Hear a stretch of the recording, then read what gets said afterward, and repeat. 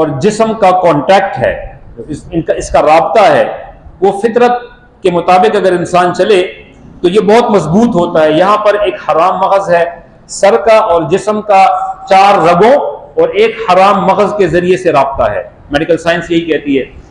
एक को कहा जाता है खुराक की नाली, जिसमें से इंसान मैदे को भरता है, और इसके साथ ही करीब है सांस की नाली, जिससे वो मुंह और यहाँ मुंह के जरिए से और नाक के जरिए से ऑक्सीजन को लेता है और कार्बोहाइड्रेट्स को निकालता है।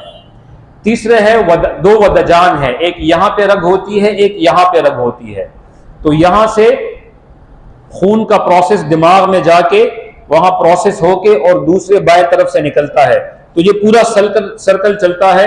और फिर एक वेनस सिस्टम है पूरे इंसान के रगों का, जो दिल तक और फेफड़े तक और गुर्दे तक उसके जो खून की गर्दिश को ये पहुंचाते हैं। इसके पीछे ये हराम मगज है।